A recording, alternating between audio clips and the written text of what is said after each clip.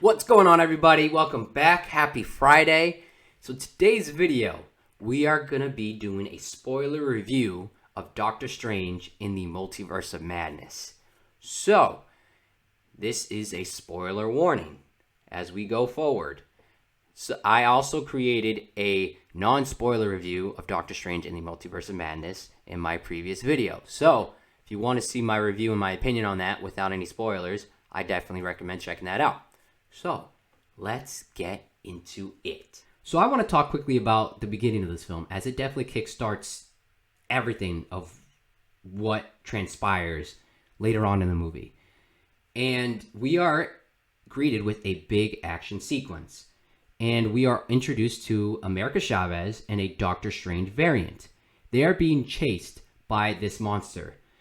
And their goal in the beginning of the film is to get to the end of this road and get what is called the Book of Vishanti, which is basically a magical undo button for less savory spells, and that can destroy the monster that's running after them. As soon as they get to the book, the monster ends up catching up, and Doctor Strange, the variant in this universe, ends up trapping the monster. But the monster basically almost escapes. And the only play that the Doctor Strange variant has is, I need America Chavez's power, as her power is basically the only thing that can destroy it. Because we're having trouble getting to the Book of Vishanti, so the only alternative is to take her power. And her power is traveling through the multiverse, which you definitely see that in this movie, which is very cool. The visual effects for her powers is, I just love it. It works. And so in that moment in the beginning, Doctor Strange, the variant, ends up being killed. And so while America Chavez is trying to get to the book, it ends up capturing her.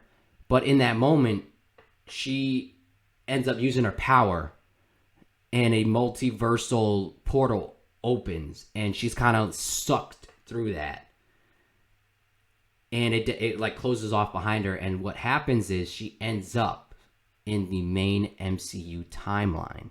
Okay. And their dynamic starts off rocky, but you can understand that because in the beginning part of the film, the variant Doctor Strange tried to take America Chavez's powers, which you can understand her mistrust with the actual main MCU timeline Doctor Strange. But as the movie progresses, she starts to develop a trust to him, and especially at the end of the movie, she ends up completely trusting him. Does certain actions to tell her, hey, my mindset is not the same as these other Doctor Strange variants. I was just really happy with how they developed this whole dynamic between America Chavez and Doctor Strange, and I can't wait to see more. I would love to see more of that, and who knows, in further sequels or maybe in New Avengers. So I want to quickly talk about the villain of this story, and it's none other than Wanda Maximoff, aka the Scarlet Witch, portrayed by Elizabeth Olsen.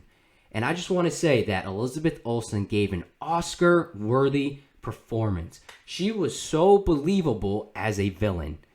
And I just want to quickly backtrack to why she technically became the villain of the story. And it has to do with WandaVision. And in WandaVision, if you haven't seen it, it's on Disney+. She basically creates a reality because she's devastated that Vision is dead. And in this reality, she basically resurrects Vision, but he's not really resurrected. He's technically he's not real. And so they end up having children in this reality. And unfortunately, by the end of the show, she has to take apart this reality because it was going to destroy the whole world in a sense. And she was just really heartbroken. And so in the post-credit scenes of WandaVision, she's basically holding what is known as the Darkhold, or the Book of the Damned. And it's basically, this book has dark spells. It's just dark magic spells. And it is said that whoever reads it or yields it, that they would lose their mind and their soul. Leading up to Doctor Strange and the Multiverse of Madness, she is still using this book. And this book shows whoever uses it what they truly desire. And what does Wanda truly desire? She wants to be with her family. So her end goal is to travel to an alternate universe where her family is actually alive. And in order to do that, she needs America Chavez, which is why she becomes the villain, because she's after her throughout the whole film. Because like I said before, America Chavez has the ability to travel through the multiverse. As Elizabeth Olsen portrayed the Scarlet Witch, just the whole storyline sympathized with Wanda. And you don't get a lot of movies where you can still sympathize with the villain. Don't get me wrong, Wanda did make some questionable decisions, which I will talk about in a little bit. But you still sympathize with her because she just wants to be with her family. So with Wanda being our main villain, we see our characters, Doctor Strange and America Chavez, basically being chased throughout the rest of the film. And while they're being chased, they end up going through the multiverse.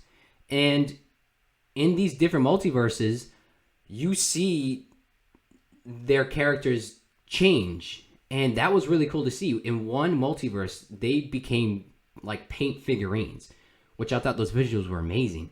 And then in another universe, they end up becoming cartoonish, and that was really cool to see.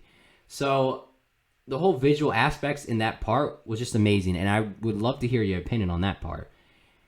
And now, while they're traveling through the multiverse, they end up getting stuck in a universe known as 838. And in this universe, there is a secret society, also known as the Illuminati. They're similar to the Avengers, but what they do is they basically come together to exchange information to prevent wars and conflict throughout the multiverse. I just want to quickly talk about the Illuminati scene and the members. So the members will consist of Professor X, Captain Britain, aka Peggy Carter, Baron Mordor, Captain Marvel, aka Maria Rambeau, Black Bolt, and none other than Mr. Fantastic. So the two standouts from those members were Professor X and Mr. Fantastic. Professor X was portrayed by Patrick Stewart, who finally came back. And everybody in our theater started clapping. And I was just beyond excited. But I was even more excited for John Krasinski, who plays Mr. Fantastic. None other than Jim Halpert himself finally shows up in the Marvel Cinematic Universe. Let me tell you, I was beyond excited. And I started screaming. I screamed, and so did a lot of other people in the theater, which is always great to see. And none other than 5 minutes later, they all end up freaking dying. Damn! Like, why? And guess who kills them? None other than the villain of the story, Wanda Maximoff. I was pissed. Freaking pissed. But I'm still hopeful because I believe that there are other variants of them in another universe. And I think that they will show up again at some point down the line.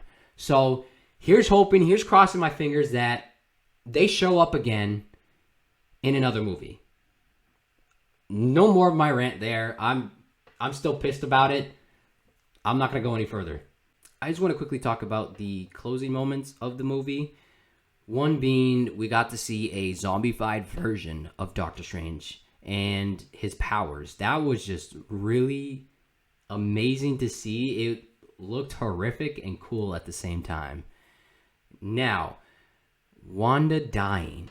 Yes, you saw the film. Wanda ends up sacrificing herself for the greater good. And that has to do with America Chavez showing her the implications of what she's done.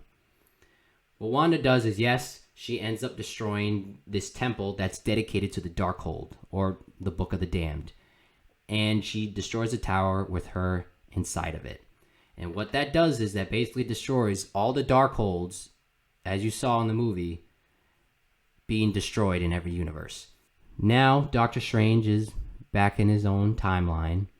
And while he's walking, you see that he ends up with a third eye on his forehead. Oh! Ew! Dude! What the fuck? And that has to do with him utilizing the Darkhold, if I'm correct. In the post-credit scene, we see someone pop up, which is Clea, aka portrayed by Charlize Theron, whatever her last name is. She is actually the niece of Doctor Strange's biggest foe, Dormammu, who he fought in the first Doctor Strange film. And she needs his help. And so it'll be interesting to see where they take that direction. Overall, I say the movie was pretty good. It had its ups and downs. I think just going in, my expectations were just set way too high. But it was a pretty good movie.